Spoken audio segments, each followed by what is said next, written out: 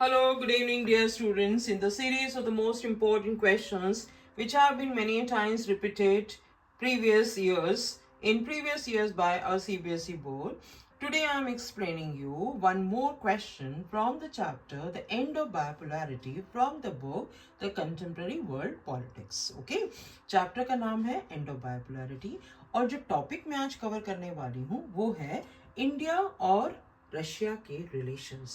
India और Russia के relations पहले हम क्या कहते थे 1991 तक Indo Soviet union relation, that means India के रिलेशन सोवियत यूनियन के साथ। बट अब जब हम इस पॉइंट को इस चैप्टर में डिस्कस कर रहे हैं, डिसइंटीग्रेशन हो चुका है India and Russia, how they have maintain, how they are continuing the relations with each other, right? Here Indo-Russian relations. Okay, Indo Russian relations को जो है, अगर हमें basically what I say always to my students here, अगर आपको जो है किसी भी कंट्री के साथ में रिलेशंस डिस्कस करने हैं तो हमें जो है इन 4 पॉइंट्स को अपने माइंड में हमेशा लेके रखना होता है।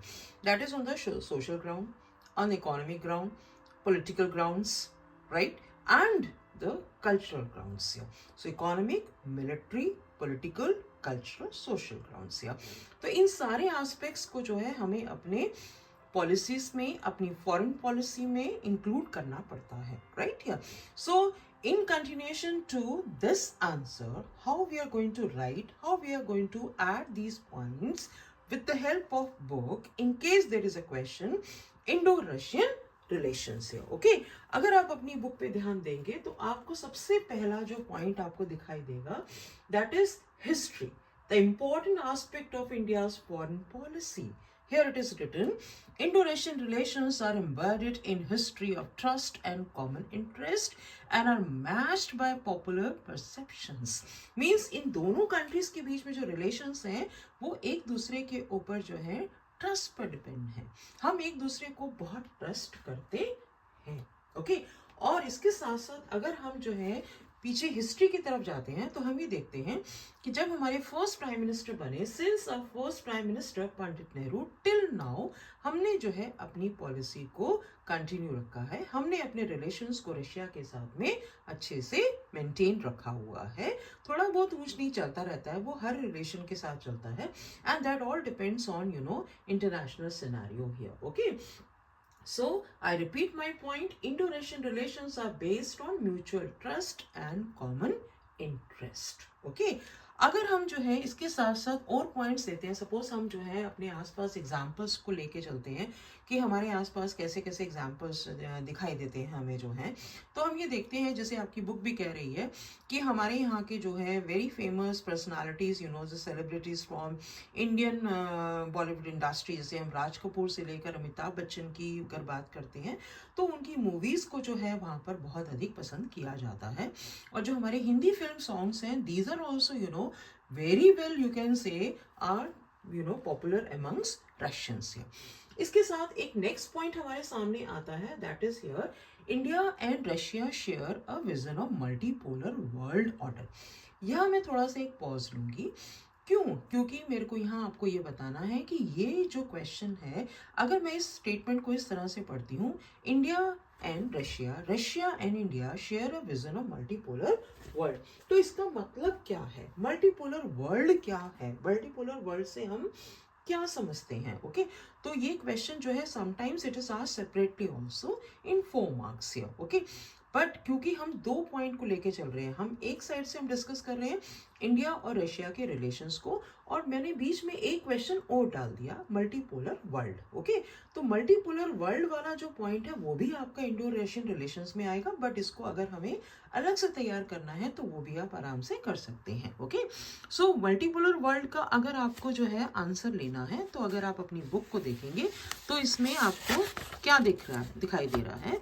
मल्टीपोलर वर्ल्ड के लिए ये पॉइंट्स आपके सामने हैं आपकी बुक में। Okay, look at here, that is it is multipolar world order is the coexistence of several powers in the international system.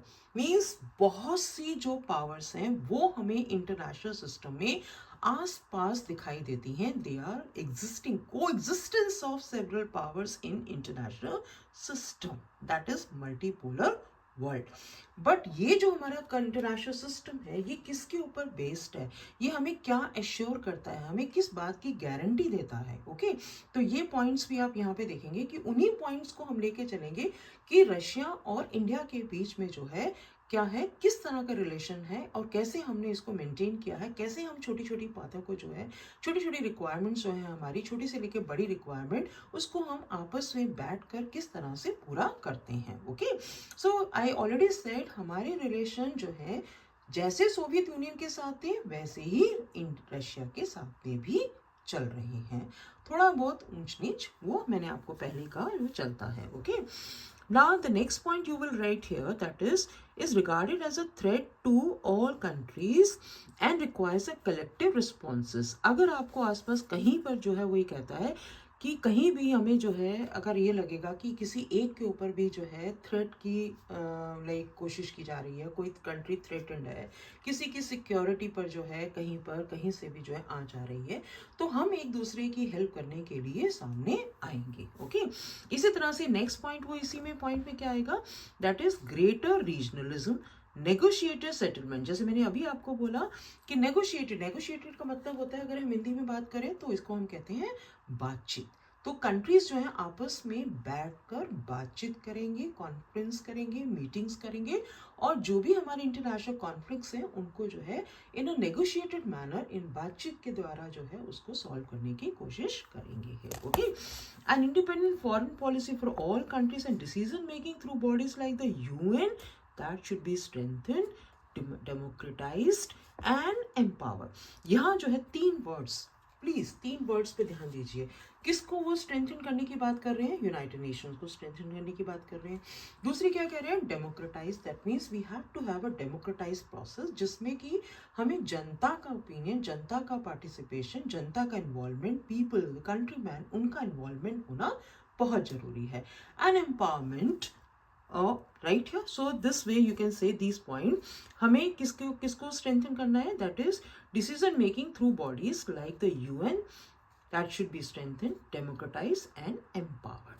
इसी स्टेप को अगर हम आगे लेके चलते हैं and with the help of these the like next point it says number of agreements, bilateral agreements, कितने bilateral agreements जो हैं इन दोनों कंट्रीज के बीच में साइन हुए हैं, तो हमारे सामने एक एग्जांपल आता है, that is 80 bilateral agreements are also sign between both the countries.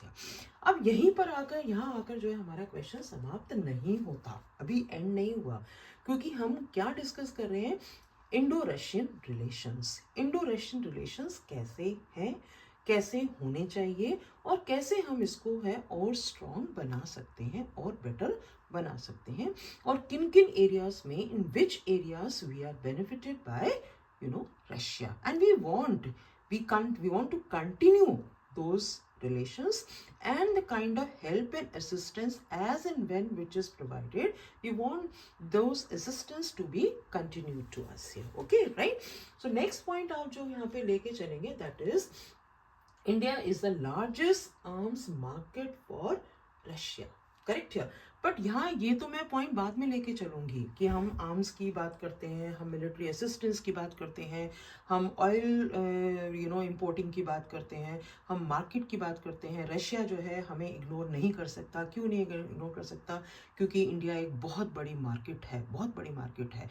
और अगर हम जो है अपने हार्डवेयर की बात करें तो हमारी जो इंडियन फोर्सेस हैं, इंडियन मिलिट्री, वो सबसे ज़्यादा अगर जो है कहीं से हार्डवेयर लेती है तो वो कहाँ से लेती है, वो रशिया से लेती है। इसी तरह से अगर हमें ऑयल इंपोर्टिंग चाहिए, हमें अपनी ऑयल रिक्वायरमेंट्स को पूरा करना है, तो उसको पूरा करने के लिए भी हमें सबसे ज़्यादा हेल्प कहाँ से मिलती है, वो हमें कहाँ से मिलती है, रशिया से मिलती है। बट इसके साथ साथ जो है हमें और एरियाज को भी लेके चलना है। अगर हम ये देखें हमारे नेबरिंग कंट्री पाकिस्तान, राइट है, एवरीबडी नोज कि हमारा जो रिलेशन है इंडिया और पाकिस्तान के बीच में किस इशू पर सबसे ज़्यादा अटका रहता है, that is on Kashmir relations, Kashmir issue. But Kashmir issue को जो है जब हमें जो है हमें सॉल्व करना पड़ा, हमें हेल्प करनी पड़ी, हमें हेल्प की ज़रूरत पड़ी, तो वो हेल्प जो है हमें कहाँ से प्राप्त हुई, like Russia came forward as a mediator to help India in between India and Pakistan. Whenever we are helped, we are we are asked to help, they came forward, they helped us in this connection here. Because you all know this problem is lying in Security Council. Security Council जो है एक important organ है हमारा UNO का, जिसको कि मैं आपको जब UNO वाला चैप्टर पढ़ाऊंगी, यूनाइटेड नेशंस ऑर्गेनाइजेशन, तो उसमें हम इसको डिटेल में लेके चलेंगे. तो ये प्रॉब्लम हमारी वहाँ पर है, और it is being, as and when we are required, we are held by Russia. Okay. The next point here, energy supplies, मैंने आपको बताया, sharing information on international terrorism. अगर हमें access to Central Asia, अगर हमें Central Asia में access की ज़रूरत है, and balancing its relation with China, तो इन सारे issues पर जो है हमें कहाँ से help मिलती है? हमें हमेशा जो है assistance is provided by Russia on all these grounds here. Okay. The next thing here, you can always write this point also.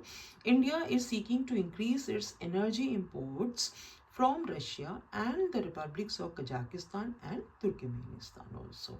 Cooperation with these republics include partnership and investment in oil fields. So obviously, अगर हमें यहाँ से help चाहिए, यहाँ से अगर हमें अपने energy imports को जो है बढ़ाना है, तो obviously कुछ investment जो है हमें करना पड़ेगा, and that we are ready to, our Indian government is always ready to have it here. Okay. Russia is important for India's nuclear energy plans and assisted India's space industry by giving, for example, the cryogenic rockets when India needed it. I'm not taking this point from anywhere, my dear students. These points are very well given in the book only. Like again and again, in between I have my pen, guiding you. Like I point, put my finger on this, these are the points, so that you can understand कि कहाँ से ये मैं point लेके चल रही हूँ. Okay.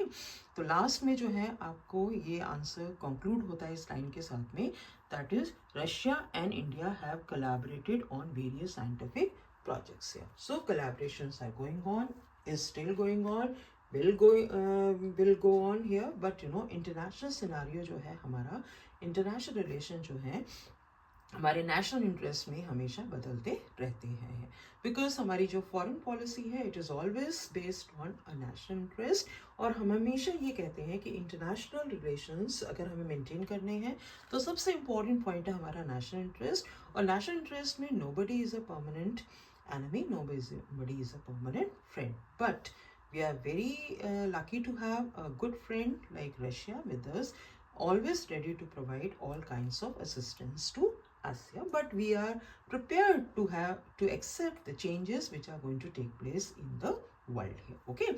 Now with these words, this last sentence, I come to an end to this question, that is Indo-Russian relations. I hope you understood this question. Any doubt if you have, you are most welcome to ask with the help of the message forwarded. You can drop your message in the message box there on my YouTube channel, and keep following me, keep liking, keep sharing, so that more and more these such kinds of videos I'll be able to help you, I'll be able to provide you. Okay. With these words, wish you all the best for your exams. Thank you so